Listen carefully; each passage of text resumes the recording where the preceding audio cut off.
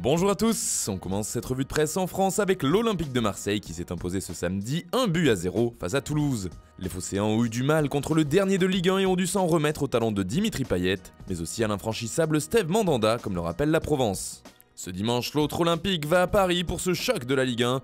Au Parc des Princes, les Gaunes affronteront un PSG bien démuni qui jouera par exemple sans Neymar, Thiago Silva ou encore Marquinhos. Les Parisiens restent tout de même favoris et comme le résume le Progrès, il faudra un exploit de l'OL ou bien le grand écart au classement.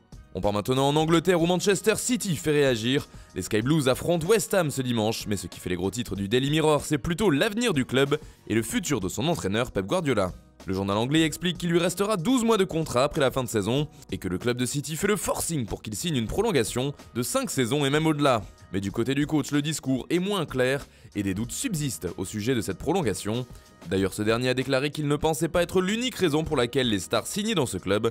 City signera des stars, a-t-il affirmé, que je sois là ou pas. En Espagne, le Real et le Barça jouent ce dimanche, et avec eux, c'est la tête de la Liga qui peut changer.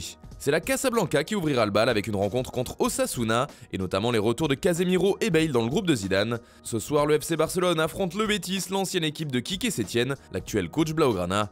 D'après Marca, cela va se jouer à la limite, mais selon la presse catalane comme Mundo Deportivo, le match du Barça est surtout un bon moyen pour se relever, car les Blaugrana devront gagner à Séville s'ils veulent rester au contact des Madrilènes. On en parle aussi en une de Sport, mais ce qui nous intéresse ici, c'est plutôt l'information concernant Iniesta.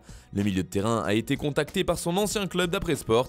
En effet, le Barça voudrait le faire revenir, et notamment le coach Quique Setién, alors qu'Iniesta a tout de même 35 ans. L'ancien international espagnol souhaite plutôt terminer son contrat avec le Vissel Kobe au Japon, mais se serait senti valorisé par le coup de fil des dirigeants barcelonais. Il pourrait même être amené à réfléchir d'ici la saison suivante, explique ainsi Sport. Enfin, on termine cette revue de presse par l'Italie où toute la presse ne parle que d'une chose, la défaite surprise de la Juve. Les Bianconeri ont perdu à Vérone et c'est un truc de fou pour le Corriere dello Sport, fou qui se dit Pazzini comme le nom du buteur décisif sur penalty. Pour Tuttosport, Vérone est super, Sarri ça ne va pas. Et Cristiano Ronaldo a encore marqué, cela fait maintenant 10 matchs de suite qu'il marque, mais cette fois c'est sans la victoire. Les critiques sur l'entraîneur de la vieille dame pleuvent aussi en une du Quotidiano Sportivo, qui voit un Sarri dans la pénombre peinte en bleu. Le quotidien transalpin pense aussi à Antonio Conte qui peut donc se placer en embuscade, et ainsi profiter de l'erreur de la Juventus. Voilà, c'est tout pour ce matin, bonne journée à tous, on se retrouve très vite pour une nouvelle vidéo sur Foot Mercato.